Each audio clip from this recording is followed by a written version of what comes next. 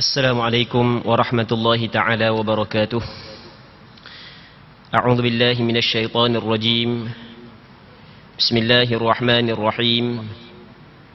الحمد لله رب العالمين، والصلاة والسلام على أشرف الأنبياء والمرسلين وعلى آله وصحبه أجمعين. اللهم رب اشرح لي صدري ويسر لي أمري واحلل عقدة من لساني يفقه قولي، ولا حول ولا قوة إلا بالله العلي العظيم. اللهم انفعنا بما علمتنا وعلمنا ما ينفعنا وعلمنا ما جهلنا وذكرنا ما نسينا. اللهم يسر ولا تعسر، رب تمم بالخير. اللهم افتح علينا فتوح العارفين، وفقنا توفيق الصالحين. اللهم لا سهل إلا ما جعلته سهلا، وأنت تجعل الحزن إذا شئت سهلا. InsyaAllah kita akan sambung balik pengajian kitab Bulughul Maram yang dikarang oleh Al-Imam Al-Hafidh Ibn Hajar Al-Asqalani rahimahullah subhanahu wa ta'ala, wa nafa'ana Allah bi'ulumihi fid daraini amin. Katanya hadis yang ke-249, wa an Abi Hurairah radhiyallahu anhu qala qala Rasulullah sallallahu alaihi wasallam, idza shalla ahadukum falyaj'al tilqa'a wajhihi shay'an fa in lam yajid falyansib 'asa fa in lam yakun falyakhut khatta ثم لا يضره من مر بين يديه. أخرجه أحمد وابن ماجه وصححه ابن حبان، ولم يصب من زعم أنه مضطرب بل هو حسن.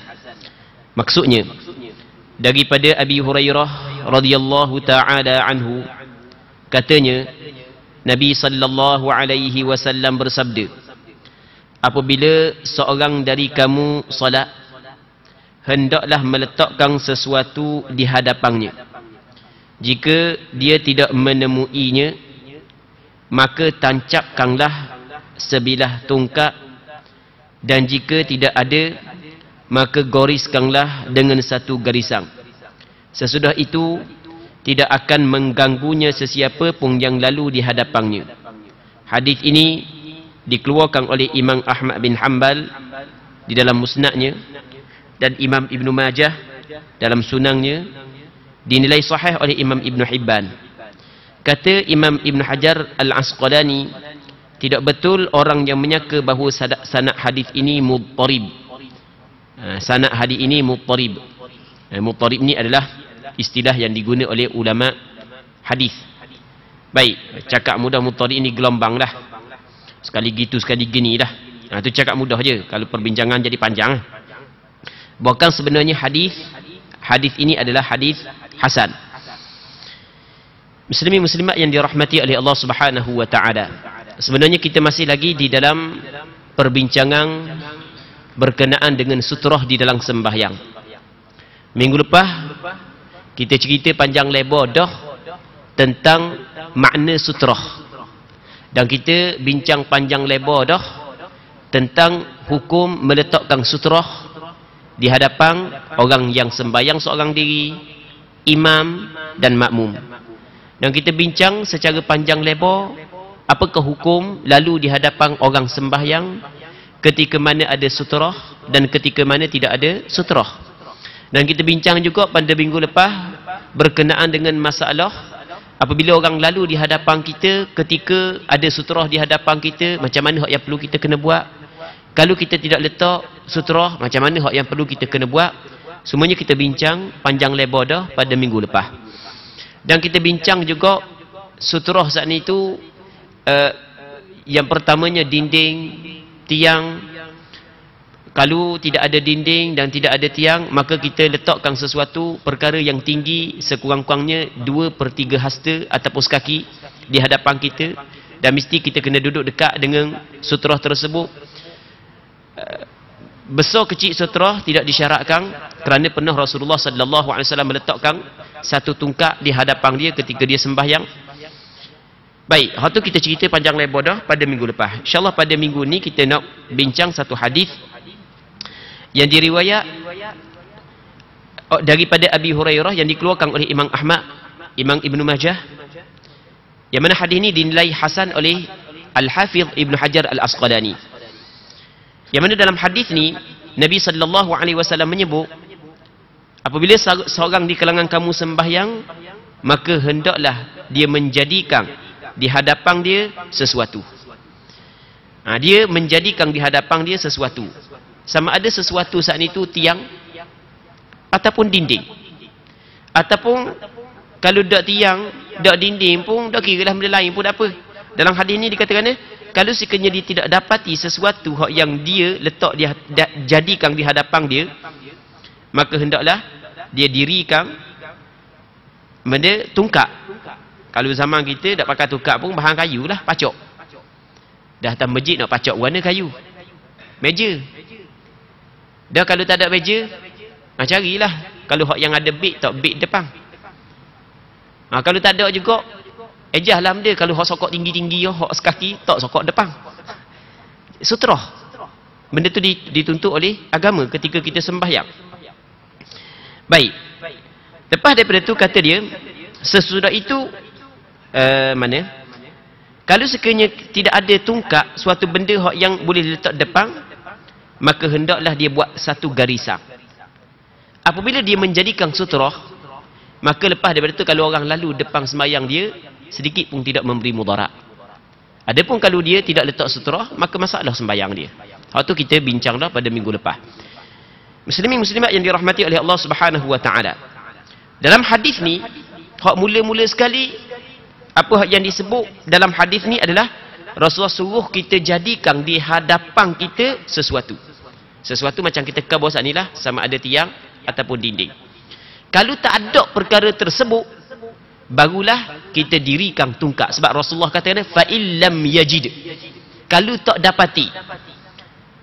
Sebab itulah dalam fiqh mazhab Imam Syafi'i, kita tidak boleh berpindah daripada tiang ataupun dinding kepada suatu perkara yang lain melainkan perkara itu tak ada.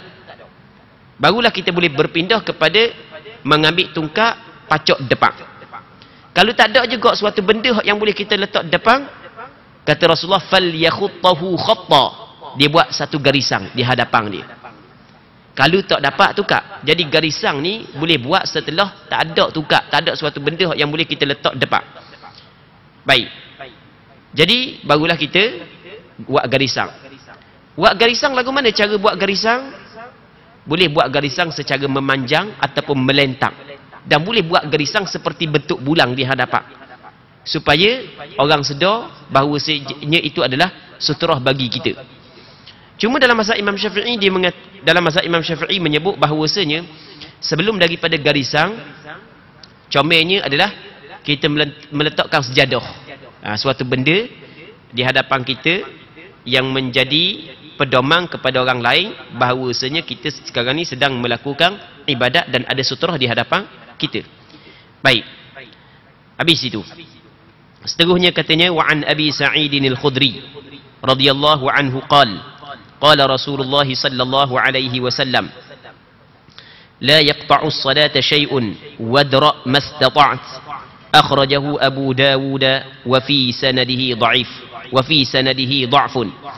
Daripada Abu Sa'id Al-Khudri radhiyallahu anhu, katanya Rasulullah sallallahu alaihi wasallam pernah bersabda, tiada sesuatu pun yang dapat memutuskan solat. Namun jika ada, cegahlah olehmu dengan semampumu. Hadis ini dikeluarkan oleh Imam Abu Daud, namun di dalam sanadnya terkandung kelemahan. Muslimin muslimat yang dirahmati oleh Allah Subhanahu wa taala.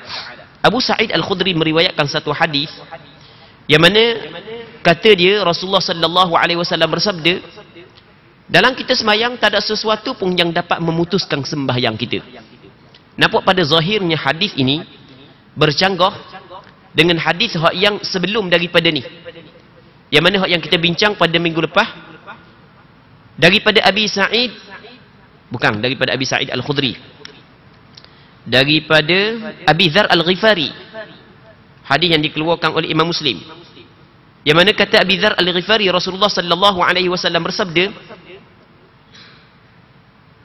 yaqta'u salatal mar'il muslim idza lam yakun baina yadayhi mithlu mukhiratir rahli al-mar'atu wal himaru wal kalbul aswad. Maksudnya memutuskan sembahyang orang Islam apabila tidak ada di hadapannya sutrah oleh perempuan, keldai dan anjing. Kan minggu lepas kita ceritakan 3 perkara ni dia memutuskan orang hak yang lelaki yang sembahyang. Nah, cuma kita cerita dah pandangan majoriti ulama bukan membatalkan sembahyang, tapi memutuskan khusyuk dalam sembahyang. Namun ada segelintir ulama mengatakan memutuskan sembahyang ia memberi maksud membatalkan sembahyang. Baik. Hadis ni pula menyebut tak ada suatu pun hak yang dapat memutuskan sembahyang seseorang. Nampak bercanggah dengan hadis sebelum daripada ni. Baik. Atas pandangan majoriti ulama tak ada masalah hadis ni. Nampak pada zahirnya tidak bercanggah. Pada zahir tidak bercanggah, pada hakikatnya pada zahir nampak bercanggah tapi pada hakikatnya tidak bercanggah.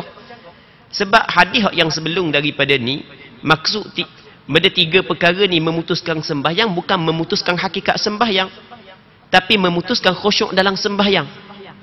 Hak ni tidak memutuskan sesuatu, maksudnya tidak memutuskan, tidak ada sesuatu pun yang lalu depan orang sembahyang dia dapat membatalkan sembahyang. Okey, atas pandangan majoriti ulama tak ada masalah. Namun atas pandangan sebahagian daripada ulama yang mengatakan sembahyang batal dengan 3 perkara tersebut, dia kata hadis ni bukan hadis sahih. Hadis ni hadis dhaif. Nah, jadi hadis yang dhaif dia tidak boleh nak lawang dengan hadis yang sahih. Andai kata hadis ni sahih pun, maka hadis ni adalah hadis yang umum, manakala hadis yang sebelum ni adalah hadis yang khusus. Maka keumuman hadis ni ditakhsiskan dengan hadis yang sebelum daripada ni. Ala kulli hal, perbincangan ni panjang, cuma kita buat kesimpulan bahawasanya menurut pandangan majoriti ulama, suatu benda yang melintas di hadapan kita ketika kita sembahyang, sama ada kita meletakkan sutrah ataupun tidak, ia tidak membatalkan sembahyang. Namun di sana ada sebahagian daripada ulama mengatakan perempuan yang melintas di hadapan kita yang tengah sembahyang, ia membatalkan sembahyang. Sama juga keldai, sama juga dengan anjing hitam. Waktu kita bincang dah pada minggu lepas, muslimin muslimat yang dirahmati oleh Allah Subhanahu wa taala. Baik. Dalam hadis ni juga Rasulullah sallallahu alaihi wasallam menyebut, dan hendaklah mu kena cegah sekadar mampu kamu. Kalau ada orang nitah lepas sembahyang, mu kena cegah sekadar mampu. Dan makna hadis ni sahih. Kerana dalam hadis yang sebelum daripada ni yang diriwayat oleh Imam Bukhari dan Muslim daripada Abu Sa'id Al-Khudri, kata Nabi sallallahu alaihi wasallam, "Idza shalla ahadukum ila syai'in yasturuhu minan nas." Apabila seorang di kalangan kamu dia bersembahyang kepada sesuatu yang dia jadikan sesuatu tu sutrah daripada manusia, wa arada ahadun an yajtaza baina yadayhi falyadfa'hu. Tiba-tiba ada seorang nak nitah depan dia, maka dia kena tolak. Fa in aba falyuqatilhu. Kalau orang tu tetap nak nitah juga, maka mu kena perangi dia. Ingat tak minggu lepas? Mu kena perangi dia. Sebab benda kata Rasulullah sallallahu alaihi wasallam, fa innama huwa syaitan. Sebab orang tu syaitan tu. Dalam riwayat Muslim, fa inna ma'ahu qarin. Dia ada bersama dia dengan syaitan. Bukan dia syaitan, ada bersama dia syaitan. Baik. Nah, jadi makna hadis ni adalah sahih kerana di sana ada hadis yang sahih yang satu makna dengan hadis ni. Dalam masalah apabila ada orang nak nitah depan, kita tolak sekadar kita mampu. Habis itu, muslimin muslimat yang dirahmati oleh Allah Subhanahu wa taala. Okey, kita masuk dalam perbincangan yang baru, iaitu tajuk babul hathi 'alal khushu'i fi shalah. Bab anjuran khusyuk dalam solat. Allah Rabbi. Kita sembahyang, di antara perkara yang ditekap, yang dituntut, Yang diambil berat oleh syarak adalah khusyuk dalam sembahyang. Kerana khusyuk di dalam sembahyang, ia adalah ruh sembahyang. Sembahyang orang yang tidak khusyuk, sembahyang dia saat itu mati, tidak ada ruh. Macam mana Allah Subhanahu wa taala nak terima sembahyang tersebut? Pentingnya khusyuk. InsyaAllah kita akan bincang berkenaan dengan khusyuk. Dan kita akan bincang beberapa hadis yang disebut di dalam bab khusyuk. Cuma sebelum daripada kita bincang ataupun kita baca hadis ni, kita nak cerita dulu makna khusyuk. Khusyuk, makna khusyuk, kata ulama, di antara makna khusyuk adalah sukunul qalb. Hati kita diam, hati kita tenang, hati kita dok ngeterawa. Jadi kalau semayang hati kita tak dok sini, ada lain, tu tidak dinamakan khusyuk. Hati kita dok gerak, hati kita diam. Dia kadang-kadang orang hati dia gerak, orang hati dia diam. Maksud gerak diam ni bukan gerak macam tubuh badan gini. Maksudnya gerak tu ngeterawa, pusing habis. Masuk dalam semayang seluruh Malaysia dia bermusafir. Allah Rabbi. Okey, hati dia tidak diam, hati dia gerak.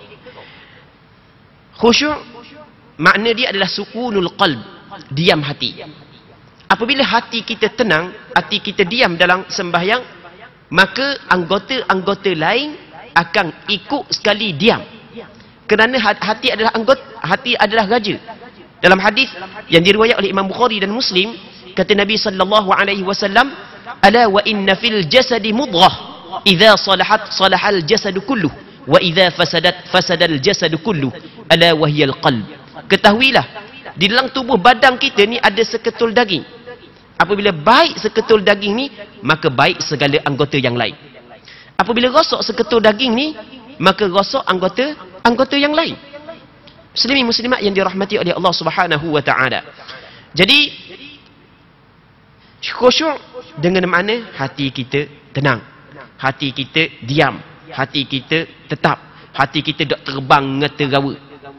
Apabila hati kita diam, maka kita akan tengok anggota dia pun tetap. Tak dok pusing situ, dok pusing sini, dok gerak situ, dok gerak sini. Kadang-kadang semayang nampak macam lalang, tahu macam lalang. Kan dah gerak gi mari gerak. Gi mari gerak. Allah Rabbi. Hak tu adalah salah. Dok saya nak baca sedap gerak. Tidak ada seorang ulama pun yang mengatakan makhraj bagi huruf hijaiyah tubuh badan. Makhraj bagi huruf hijaiyah ni dalam kuasa mulut saja.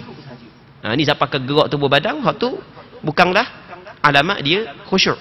Kerana apabila hati dia tenang, hati dia tetap, maka pastinya anggota-anggota lain tetap. Muslimin muslimat yang dirahmati oleh Allah Subhanahu wa taala. Khusyuk seperti ruh dalam sembahyang. Orang yang khusyuk di dalam sembahyang, sebenarnya orang itu orang yang betul-betul berjaya. Orang betul-betul mendapat kemenangan. Kerana Allah Subhanahu wa taala berfirman dalam Al-Quranul Karim, "Qad aflahal mu'minun alladhina hum fi salatihim khashi'un." Sesungguhnya telah berjaya, telah mendapat kemenangan orang beriman. Orang beriman mana yang mendapat kemenangan? Yang pertama sekali, orang yang khusyuk di dalam sembahyang. Sebab itulah kata Imam Ibn Qayyim Al-Jauziyah rahimahullahu subhanahu wa ta'ala, orang yang tidak khusyuk dalam sembahyang, sebenarnya dia bukan orang yang berjaya. Kerana Allah Ta'ala kabur gitu dalam Al-Quranul Karim, orang yang berjaya adalah khusyuk. Orang yang tidak khusyuk bukan orang yang berjaya.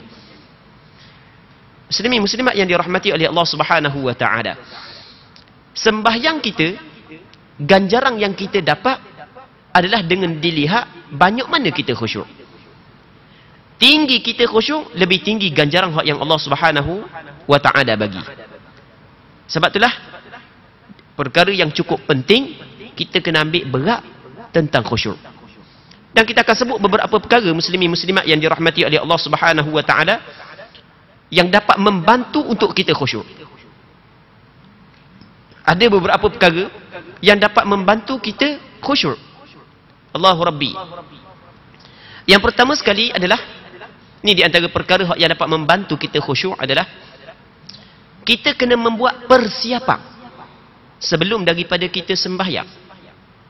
Persiapan ni termasuk kita menghilangkan membuang segala perkara hak yang akan mengganggu dan melalaikan sembahyang kita. Sebelum daripada kita sembahyang, kita kena buat persiapan semua perkara hak yang akan mengganggu dalam sembahyang kita, akan mengganggu khusyuk kita, kita buang dulu. Nabi SAW pernah sembahyang, dia pakai satu baju, satu jubah, yang mana dalam jubah situ ada corok. Khamisah Zatul A'lam. Rasul pakai baju yang ada corok. Lepas daripada sembahyang, Rasul pun cabut, Rasul pun khabar kepada sahabat dia, wa agiyah baju ni kepada Abu Jaham bin Hamzah. Lepas tu mu ambil baju lain hak ada pada dia, wak mari aku, sebab baju ni melalaikan aku di dalam sembahyangku. Kerana baju hak yang bercorok saat itu melalaikan Rasulullah di dalam sembahyang, Rasul ketepikan, Rasul buang. Pernah satu ketika tabir tirai dalam rumah Rasulullah yang ada gambar-gambar melalaikan Rasulullah sallallahu alaihi wasallam dalam sembahyang, maka Rasulullah sallallahu alaihi wasallam suruh jatuhkan perkara tersebut. Okey, yang pertama sekali adalah kita buat persiapan sebelum daripada sembahyang. Persiapan ni dia merangkumi kita kena hilangkan segala perkara yang dapat mengganggu khusyuk kita dalam sembahyang. Okey, benda yang dapat mengganggu, contoh kita kata ada orang terganggu dengan corok-corok sejadah dan kapek semua sekali, maka dihilangkan, cari benda putih yang letak depan. Jadi segala benda yang mengganggu ketepikan. Okey. Dan di antara perkara ataupun persiapan sebelum daripada sembahyang adalah bermula daripada kita berwuduk lagi. Kita kena sempurnakan berwuduk. Sebab itulah Rasulullah sallallahu alaihi wasallam suruh asbighil wuduk, sempurnakan berwuduk. Lepas tu kita kena pilih pakai yang mana hak yang sunnah, menepati sunnah Rasulullah sallallahu alaihi wasallam. Tempat mana hak yang menempati sunnah. Tempat kita nak sembahyang banyak, mana tempat boleh kita sembahyang? Tempat hak yang menempati sunnah bagi orang lelaki, sembahyang fardu adalah masjid. Hak sebagaimana hak yang pernah kita cerita sebelum daripada ni, kata Nabi sallallahu alaihi wasallam, ayyuhan nas sallu fi buyutikum fa inna afdhala salatil mar'i salatul mar'i fi baitihi illa al maktubah. Wahai manusia, mu sembahyang dah di rumah-rumah kamu, kerana sembahyang hak yang paling afdal adalah sembahyang di rumah, melainkan sembahyang fardu. Maka pilih waktu pula, waktu mana hak yang paling dituntut oleh agama, amalan hak yang paling afdal, hak yang dikasihi oleh Allah Subhanahu wa taala adalah as-salatu ala waqtiha, sembahyang pada awal waktu. Dia kalau kita sebelum daripada sembahyang kita ambil berat belaka perkara tersebut, dia akan membantu untuk kita khusyuk di dalam sembahyang. Dia akan membantu untuk kita khusyuk dalam sembahyang. Sebelum daripada kita sembahyang, kita ambil berat dah perkara itu. Muslimin muslimat yang dirahmati oleh Allah Subhanahu wa taala. Okey, yang pertamanya untuk membantu kita khusyuk dalam sembahyang adalah kita buat persiapan. Persiapan, okey, itu yang pertama. Yang keduanya, ketika kita nak sembahyang, kita kena ingat bahawasanya kita berdiri di hadapan Rabbul Jalil, di hadapan Allah Subhanahu wa taala, Tuhan kita yang menciptakan sekalian alam, yang cukup hebat. Kita berdiri di hadapan dia. Kita berdiri di hadapan dia dan kita hadirkan dalam hati kita besarnya, hebatnya Allah Subhanahu wa taala. Sebab itulah disyariatkan pada permulaan sembahyang kita ucap dengan Allahu Akbar, Allah Maha Agung, Allah Subhanahu wa taala Maha Besar. Kerana supaya kita nak mengeluarkan daripada hati kita segala perkara yang kecil, hak selain daripada Allah. Sibuk mana hal dunia mu, kecil belaka. Hak ni hak yang paling besar sekali. Okey, kita hadirkan dalam hati kita bahawasanya kita berdiri di hadapan Allah Subhanahu wa taala. Lepas tu kita hadirkan dalam hati kita besarnya, hebatnya Allah Subhanahu wa taala. Dalam satu hadis yang diriwayat oleh Imam Muslim, ketika ada seorang lelaki mari jumpa dengan Rasulullah, malaikat Jibril ditanya soalan kepada Rasulullah. Di antara soalan yang diajukan kepada Rasulullah adalah mal ihsan, fa akhbirni anil ihsan. Cuba cerita kepada aku tentang ihsan. Apa kata Rasulullah? Qal an ta'budallah ka'annaka tarah. Mu beribadat kepada Allah seolah-olah mu melihat Allah. Fa illam takun tarahu fa innahu yarak.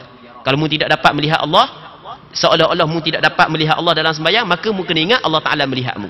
Maksudnya kita kena hadir dalam hati kita, kita berdiri di hadapan Allah.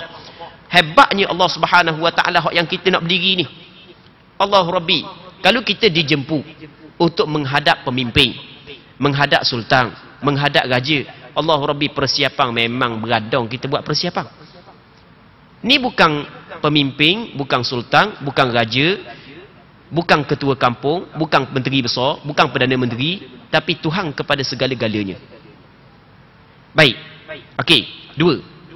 Muslimin muslimat yang dirahmati oleh Allah Subhanahu wa taala.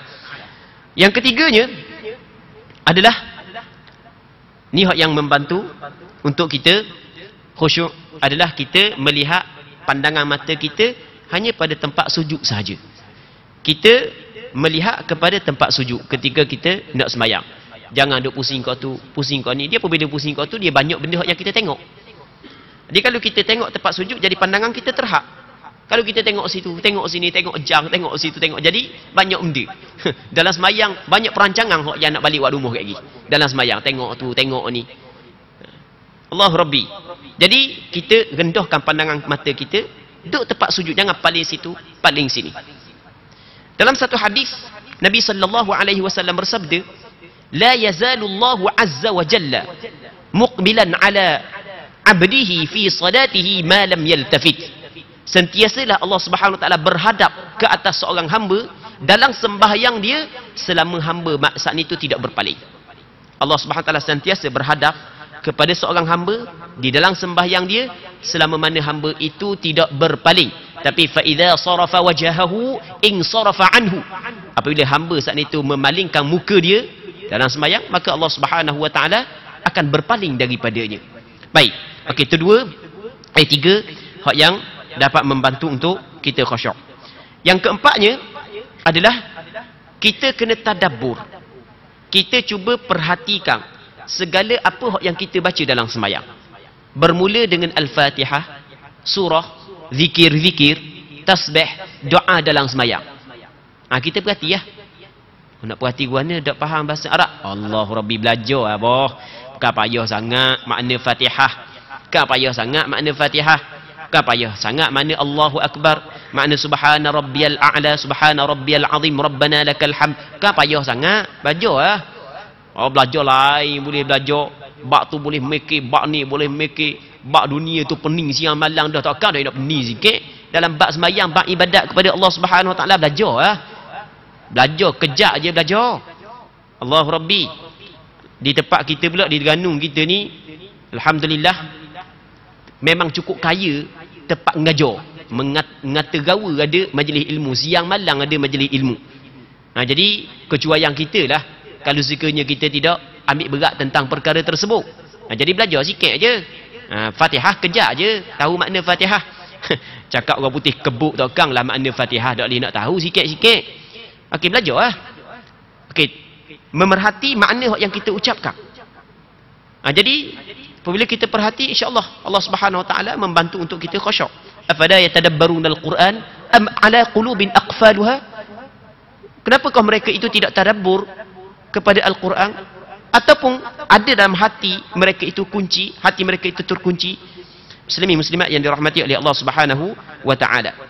Di antara perkara yang membantu untuk kita khusyuk adalah kita kena ingat mati dalam sembahyang. Lagu mana maksud ingat mati dalam sembahyang? Maksudnya kita ingat bahawasanya Allah Rabbi, kita hadirkan dalam hati, mungkin sembahyang ini adalah sembahyang yang terakhir. Lepas daripada aku bertemu dengan Tuhan yang menciptakan aku. Ini disebut dalam satu hadis yang diriwayat oleh Imam Ahmad bin Hanbal dan Imam Ibnu Majah. Nabi sallallahu alaihi wasallam bersabda, "Idza qumta fi salatika fasalli salata muwaddi'." Apabila mu sembahyang, apabila mu bangun kepada sembahyang, maka hendaklah mu sembahyang sebagaimana sembahyang orang hak yang nak tinggal dah. Orang hak yang nak tinggal dah. Kita Masjid Putih ni tu imam kita biasa duk sebut sama. Apa sallu salata muwaddi'. Yarhamna wa yarhamkumullah. Ingat kalau orang duk Jumaat sini sama kan, sallu salata muwaddi' kan, hendaklah mu sembahyang sembahyang orang hak yang nak tinggal dah. Tu maksud salata muwaddi'. Kita ingat tu imam baca benda. Tu sebenarnya nak sebut kita sembahyang sebagaimana sembahyang orang nak tinggal dah. Ia membantu untuk kita khusyuk. Allah Rabbi, ni sembahyang takhir dah aku ni kan, mari belah kan, mari untuk jaga khusyuk. Ini disebut dalam hadis yang diriwayat oleh Imam Ahmad bin Hanbal dan Imam Ibnu Majah. Kata Rasulullah, "Idza qumta fi salatika fasalli salata muwaddi'." Walaupun hadis ini ada sebahagian daripada ulama menilai sebagai hadis dhaif. Namun masih lagi ada sebahagian ulama yang lain menilai hadis ini adalah hadis makbul. Ala kulli hal, ingat kepada mati, ia membantu untuk kita jaga ibadat kita. Di antara perkara yang membantu untuk kita khusyuk dalam sembahyang adalah kita kena bermujahadah, kena bersungguh. Bermujahadah. Bermujahadah untuk mendapat khusyuk. Sungguh lah. Belawang lah. Itu mujahadah belawang. Walladzina jahadu fina ladahdiyannahum subulana. Orang yang bermujahadah walladzina jahadu fina pada kami lanahdiyannahum subulana, maka Allah Taala akan bagi hidayah kepada dia jalan-jalan sampai kepada Allah Subhanahu wa taala. Hak last sekali adalah dia berdoa kepada Allah Subhanahu wa taala. Okey, itu di antara, ada lagi beberapa perkara yang lain, cuma kita sebut di antara perkara yang membantu untuk kita khusyuk. Muslimin muslimat yang dirahmati oleh Allah Subhanahu wa taala, ketika kita sembahyang, kita molek dah perhati baca Fatihah, perhati bacaan tu, perhati bacaan ni, tiba-tiba mari nitah benda-benda lain. Mari nitah.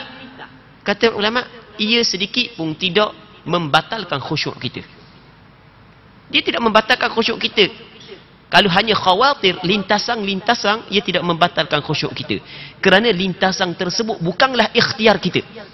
Bukan usaha kita. Hak yang membatalkan khusyuk kita apabila usaha daripada kita.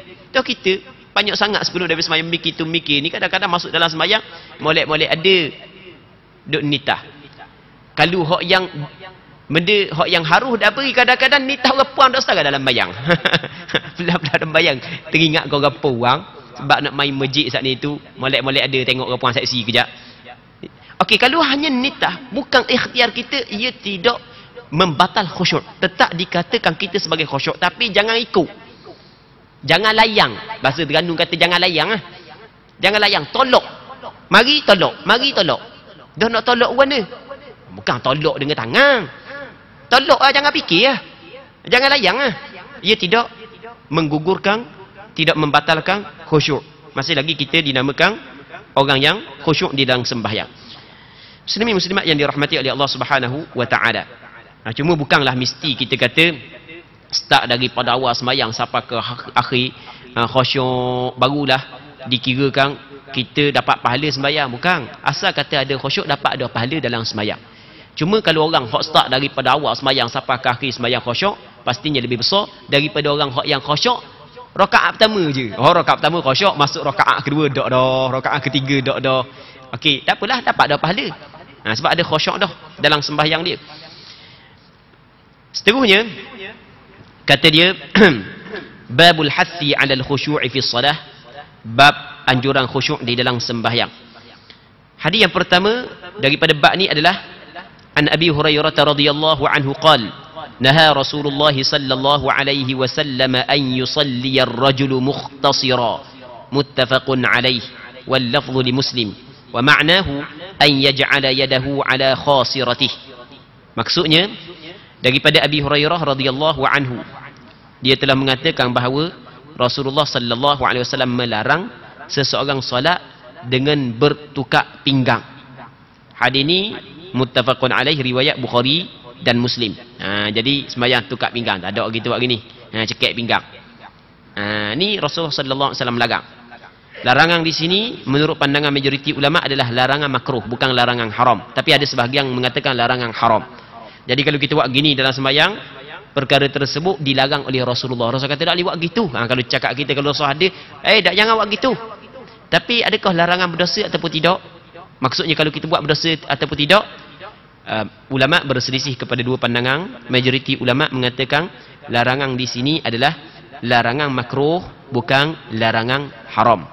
Sebab bila Rasulullah sallallahu alaihi wasallam larang, kita tengok wa fil Bukhari an Aisyah radhiyallahu anha anna dhalika fi'lul yahud. Maksudnya dalam riwayat Bukhari melalui Aisyah radhiyallahu anha disebutkan bahawa perbuatan tersebut termasuk perbuatan orang Yahudi di dalam solat mereka itu. Jadi untuk mengelak daripada tasyabbuh, menyerupai orang Yahudi dalam sembahyang. Sebab itulah Rasulullah sallallahu alaihi wasallam larang. Dan apa dak haram? Kerana perkara tersebut tidak disebut dalam hadis al-musii as-salatah. Orang hak yang sembahyang ada betul, hak yang Rasul tegur dia, tak ada sebut perkara ni. Baik, lalu tu kata ulama, larangan adalah larangan makruh. Baik, ada sebahagian yang lain mengatakan perbuatan tersebut menunjuk ataupun napok perbuatan tersebut lagak orang sombong. Orang sombong duk cakap pinggang gitu. Duk cakap pinggang orang gong. Cakap gitu, orang gong je. Duk cakap pinggang. Okey. Sedangkan kita berdiri di hadapan Allah mesti dalam keadaan kita saat itu menghinakan diri, merendahkan diri. Maka tidak sesuai orang hak gong berdiri di hadapan Allah Subhanahu wa taala. Sebab itulah dilarang. Hukum dia adalah makruh menurut pandangan majoriti ulama. Namun kalau perbuatan tersebut qasak untuk tasyabuh dengan Yahudi, maka ketika itu bukan lagi makruh, bahkan hukum dia adalah haram. Kerana Nabi sallallahu alaihi wasallam bersabda, man dalam hadis yang diriwayatkan oleh Imam Abu Daud, man tashabbaha biqaumin fahuwa minhum. Sesiapa hak yang menyerupai satu kaum, maka ia tergolong daripada golongan mereka itu. Begitu juga ketika mana dia cekik pinggang dalam sembahyang untuk menzahirkan kesombongan dia, maka bukan lagi makruh, bahkan hukum dia adalah haram. Jadi orang yang khusyuk dalam sembahyang, dia tidak akan buat kerja lagu ni. Dia akan jaga tangan-tangan dia. Macam kita khabar tadi. Memang dia ulama menyebut khusyuk ni adalah sukunul qalbi wal jawarih. Hati dia tenang, diam. Begitu juga tangan anggota-anggota dia tenang dan diam. Allah Rabbi, Muslimin muslimat yang dirahmati oleh Allah Subhanahu wa taala. Imam Hasan Al-Basri dalam riwayat Imam Ibn Jarir At-Tabari, tak silap ingat, dalam kitab tafsirnya, ketika Imam Hasan Al-Basri menafsirkan ayat qad aflahal mu'minun alladhina hum fi salatihim khashi'un, sesungguhnya berjaya orang-orang yang beriman yang khusyuk dalam sembahyang mereka itu. Apa kata Hasan Al-Basri? Kana khusyu'uhum fi salatih, kana khusyu'uhum fi qulubihim. Khusyuk mereka itu berada di dalam hati-hati mereka. Khusyuk mereka berada dalam hati-hati.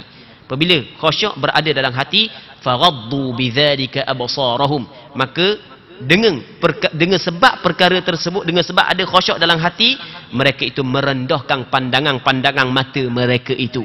Lepas tu wa khafadu lidzalikal janah, maka mereka merendahkan anggota-anggota yang lain. Jadi apabila ada khusyuk dalam hati, pandangan mata pun jadi rendah, anggota-anggota lain pun jadi rendah, jadi tetap belaka. Jadi wak lagu ni bukanlah benda hai'ah ataupun kelakuan orang yang khusyuk di dalam sembahyang. Muslimin muslimat yang dirahmati oleh Allah Subhanahu wa taala. Itu yang pertama. Yang keduanya, hadis wa an Anas radhiyallahu anhu anna Rasulullah sallallahu alaihi wasallam qala idza qaddima al-'asha'u fabda'u bihi qabla an tusallu al-maghrib. Muttafaqun alaih. Telah menceritakan daripada Anas bin Malik radhiyallahu taala anhu bahawa Nabi sallallahu alaihi wasallam pernah bersabda, apabila makan malam telah disajikan, maka makanlah lebih dahulu sebelum kamu solat maghrib. Jadi mu nak semayang, tiba-tiba ada makanan, maka mu kena dahulukan makanan berbanding dengan sembahyang. Sebab dia jadi gitu? Kerana untuk mengelak daripada khusyuk kita terganggu. Hati duk ingat ke makanan, masuk dalam sembahyang tak ada khusyuk, makanan. Duk ingat ke makanan, kan terganggu khusyuk dia kan. Maka dahulukan makan. Sebab itulah kata ulama, apabila masuk waktu sembahyang, lepas tu ada makanan dihidangkan, maka hak yang lebih comelnya adalah kita mendahulukan makanan berbanding dengan sembahyang. Bukan kita mendahulukan dunia dalam hal akhirat. Jangan kata pula, warna mu ni makan dengan sembahyang, makan dulu. Tak belakang sembahyang. Sembahyang hak Allah Taala, makan untuk nafsumu. Bukan. Kita mendahulukan makanan sebagai tangga untuk kita beribadat kepada Allah dengan sempurna. Sebenarnya apa kita mendahulukan makanan? Untuk sempurna ibadat kita kepada Allah, supaya khusyuk kita tidak terganggu. Okey, itu alasan dia. Muslimin muslimat yang dirahmati oleh Allah Subhanahu wa taala. Cuma menurut pandangan mazhab Imam Syafi'i, hak yang sunat kita mendahulukan makanan di atas sembahyang sekiranya hati kita saat ni tu nak makan.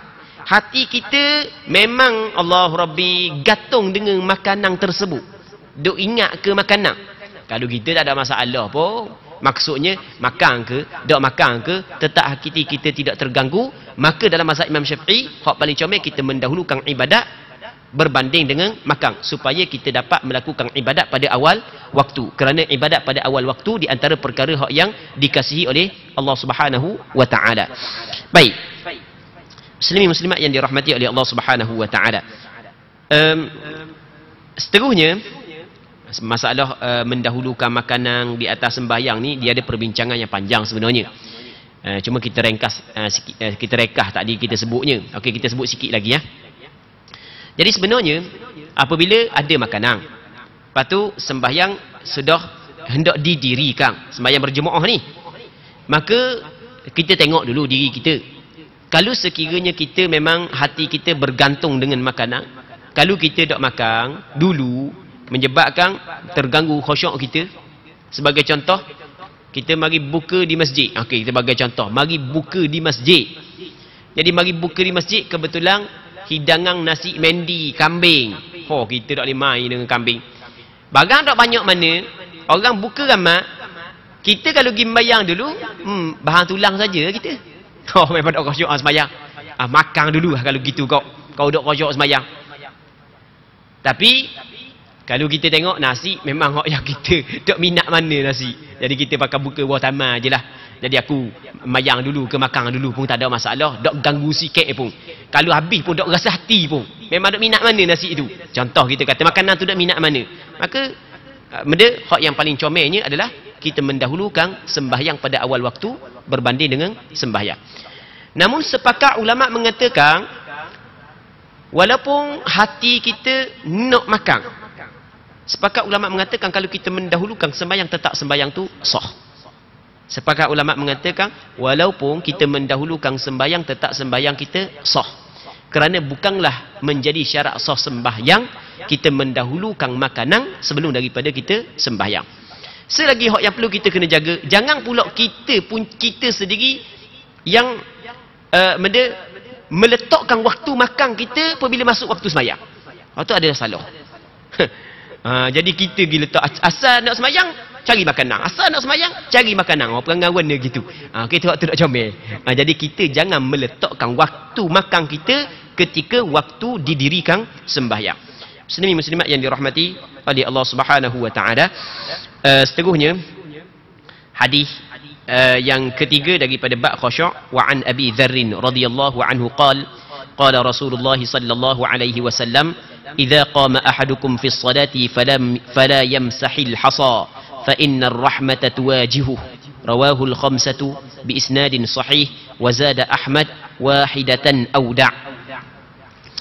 Kata dia daripada Abi Dzarr Al-Ghifari radhiyallahu taala anhu, katanya Rasulullah sallallahu alaihi wasallam pernah bersabda, apabila seorang di antara kamu berdiri dalam solatnya, maka janganlah sampai mengusap butir-butir pasir.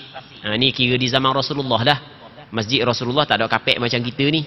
Ekor-ekor tak ada, kipas-kipas tak ada. Jadi masjid Rasulullah sallallahu alaihi wasallam lantai dia hanya dengan pasir-pasir halus.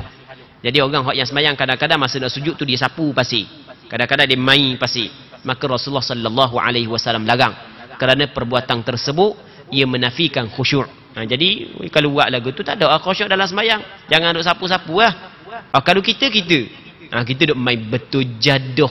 Masa nak sujud betul dulu apa semua sekali. Siap gosok 2-3 kali tengok comel barunya sujud. Sama lah tu. Hukum dia adalah dilarang. Tapi kalau perbuatan tu melebihi 3 kali ataupun 3 kali secara berturut-turut, menurut pandangan mazhab Imam Syafi'i, batal sembahyang.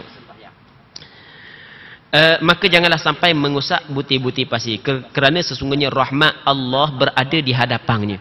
Jadi rahmat Allah Subhanahu wa taala berada di hadapannya. Maksudnya Allah Taala sentiasa menurung rahmat kepada dia. Baik. Hadis ini diriwayat oleh 5 orang ulama hadis dengan sanad yang sahih. Imam Ahmad bin Hanbal dia ada menambah kecuali hanya sekali atau biarkanlah. Jadi ada dalam riwayat Imam Ahmad bin Hanbal kata kalau sekali tak apa, ataupun tak payah buat langsung. Jangan buat banyak kali. Wa fi sahih an Mu'ayqib nahwuhu bighairi ta'lil. Di dalam kitab sahih disebutkan perkara yang sama melalui Mu'ayqib namun tanpa disebutkan ta'lil, tanpa disebutkan alasannya.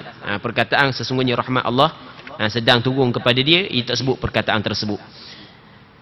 Muslimin muslimat yang dirahmati oleh Allah Subhanahu wa taala, kita rasa untuk malam ni sinilah dulu. Insya-Allah kita sambung semula pada minggu-minggu yang lain. Kita berdoa kepada Allah Subhanahu wa taala agar pengajian kita pada malam ni sama-sama dapat mengambil diberkati oleh Allah Subhanahu wa taala dan sama-sama dapat mengambil manfaat. Wallahu Subhanahu wa taala a'la wa a'lam. اللهم حققنا باتباع نبيك محمد صلى الله عليه وسلم ظاهرا وباطنا. اللهم اجعلنا ممن يستمعون القول فيتبعون أحسنه. اللهم إنا نسألك الإخلاص في القول والعمل. اللهم إنا نسألك الإخلاص في القول والعمل. إنا نسألك الإخلاص في القول والعمل.